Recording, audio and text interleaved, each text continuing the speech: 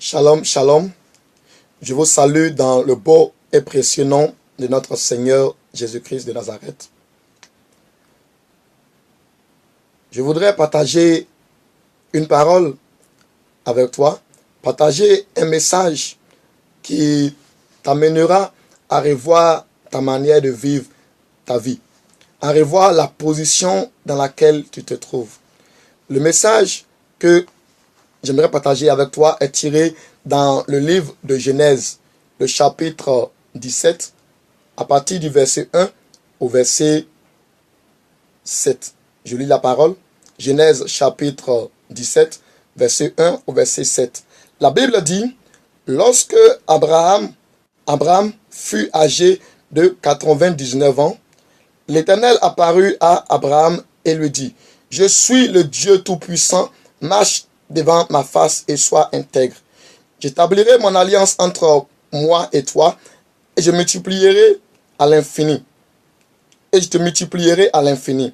Abraham tomba sur sa face et Dieu lui parla en disant, voici mon alliance que je fais avec toi.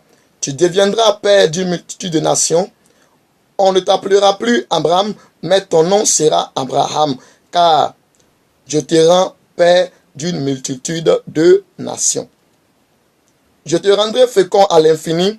Je ferai de toi des nations, et des rois sortiront de toi.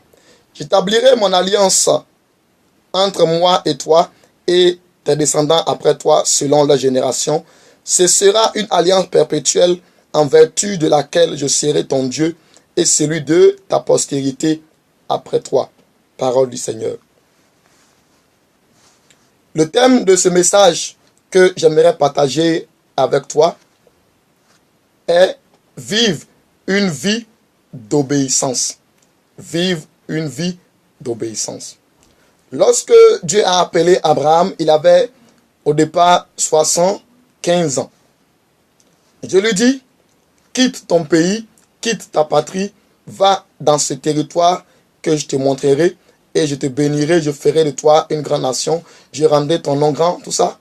Et Abraham a entendu l'appel du Seigneur et Abraham a exécuté l'appel en se déplaçant, en écoutant la voix de Dieu. Et Dieu a parlé à Abraham en lui donnant une instruction, en lui donnant une conduite à suivre. Mais au fil du temps, Abraham a commencé à se compromettre, a commencé à se corrompre, parce que la bénédiction tant attendue n'arrivait pas. Et il a commencé à agir maintenant selon la chair, en se disant, je commence à prendre de l'âge, je commence à vieillir, je commence à progresser, mais je n'arrive pas à voir la promesse du Seigneur s'accomplir dans ma vie. Le plus souvent, c'est lorsque plusieurs traversent des défis, traversent des épreuves, traversent beaucoup de choses, qu'ils commencent à sortir du plan de Dieu. On peut avoir été obéissant au départ. On peut avoir saisi l'appel du Seigneur et commencer à marcher dans la vérité. Mais au fil du temps, plusieurs commencent à se compromettre parce qu'ils se disent, mon âge est trop avancé. Le temps que Dieu a donné depuis lors ne s'accomplit pas. La promesse qu'il m'a faite depuis lors n'arrive pas à manifestation et on commence à sortir. Mais le souhait de Dieu, c'est que nous puissions être obéissants. Obéissants à la parole qu'il nous a donnée au départ. Mais plusieurs, comme on entend dire à côté de nous, à gauche ou à droite, que tel frère est en train de prospérer, tel frère est en train de progresser, telle personne est en train d'avancer pour me laisser. Lui et moi, on a commencé ensemble. Mais pourquoi est-ce que lui, ça marche pour lui et rien de bon pour moi? On regarde à côté. Et à partir de là, notre obéissance commence à ne plus nous influencer. On commence à ne plus marcher selon la volonté parfaite de Dieu. Parce que nous sommes influencés ou distraits par tout ce que les autres rendent comme témoignage, par tout ce que les autres disent au sujet du Seigneur. Mais pourquoi est-ce que moi, je n'arrive pas encore à vivre le miraculeux? Pourquoi est-ce que je n'arrive pas encore à expérimenter la parole que Dieu a dite à mon sujet? Abraham a patienté pendant des années. Mais il ne voyait plus la bénédiction lui arriver. Il ne voyait plus la parole que Dieu avait dite à son sujet s'accomplir. Et Abraham est tombé dans le jeu de tout le monde. Tout le monde le fait. Et Abraham aussi va commencer à vouloir aider Dieu en allant avec sa servante sous l'influence ou sous le conseil de sa femme, Sarah. Il va prendre Agar, sa servante, il va faire un enfant avec elle. Et après que Abraham ait eu Isaac, et plutôt Ismaël, ait enfanté Ismaël, Dieu va se... Après que Abraham eut enfanté Ismaël, Dieu va se révéler à lui et lui dit, Abraham, pourquoi est-ce que tu as fait cela? Je t'ai dit au départ de marcher devant ma face et d'être intègre. Mais pourquoi est-ce que tu n'as pas attendu voir ou vivre l'accomplissement de la promesse que je t'ai faite? Et tu allais toi-même te faire un enfant. Tu devais attendre la promesse que je t'ai faite. Mais Abraham est allé se compromettre en voulant aider le Seigneur. Il n'a pas voulu rester obéissant jusqu'à attendre l'accomplissement de la promesse de Dieu. Le plus souvent, lorsque nous avons entendu la parole du Seigneur, avons entendu Dieu nous dire, patiente, le temps n'est pas encore arrivé pour que tu aies telle chose. On dit, je prends de l'âge, mon temps est en train de passer. Et si je mourais, il faut que je me marie, il faut que j'aie mes enfants, il faut que je fasse telle chose. Et on tombe dans la compromission. Et Abraham aussi est tombé dans la compromission et s'est compromis en allant prendre Agar, sa servante, et faire un enfant avec elle. Alors que Dieu lui a dit, ta femme Sarah t'enfantera un fils.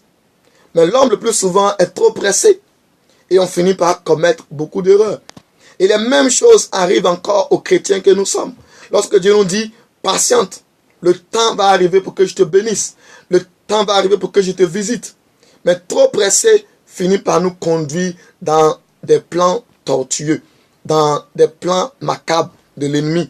Et il finit par nous avoir parce que nous manquons d'obéissance. Donc il est important pour nous de comprendre que nous sommes appelés à obéir, peu importe les circonstances, peu importe le temps et les saisons dans lesquelles nous nous trouvons. Nous devons apprendre à rester obéissants, apprendre à rester fidèles. J'aimerais partager 5 points avec toi qui vont te permettre de vivre une vie d'obéissance. En premier point, je te parlerai d'obéir à la voix de Dieu. Le plus souvent, nous confondons la parole de Dieu et la voix de Dieu. Oui. Plusieurs lisent la parole de Dieu.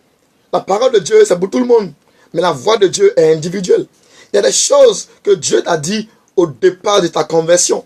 Et ces choses, Dieu désire que tu puisses les garder et même les vivre. Mais lorsque tu commences à entendre tout le monde dire ceci, dire cela, tu finis par laisser la parole de Dieu pour toi et tu commences à faire comme tout le monde. Alors que tu n'es pas tout le monde.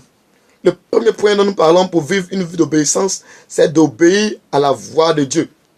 Le deuxième point dont je parle, c'est ne fais pas comme tout le monde. Ne fais pas comme les autres. Tu n'es pas les autres. Tu es différent. Parce que tout le monde commence à utiliser les moyens occultes, les moyens négatifs pour avoir de l'argent, pour avoir des enfants, que tu vas faire la même chose. Tu peux être différent. Tu peux faire un autre choix.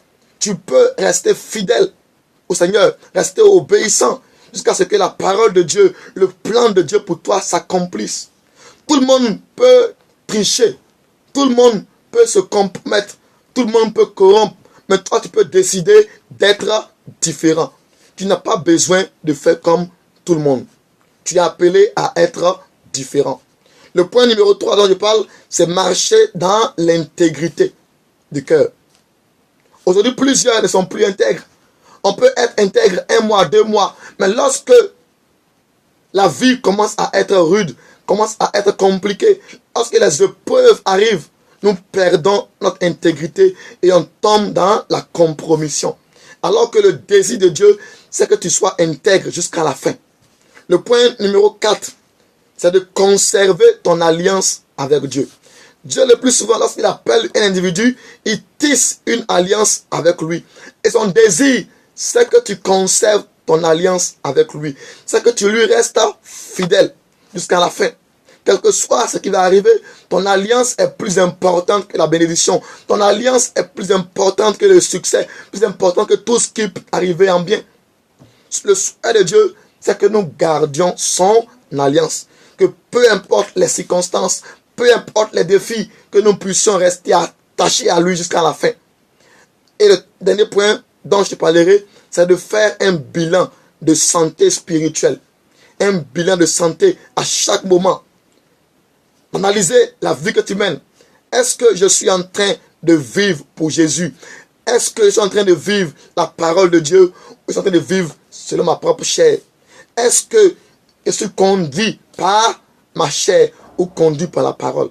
Tu dois examiner le plan, examiner. Et au fur et à mesure, tu comprendras réellement ce que Dieu a pour toi. Voici le message que j'ai à partager avec toi, afin que tu puisses revoir ta position, t'orienter maintenant dans l'obéissance, et tu seras béni.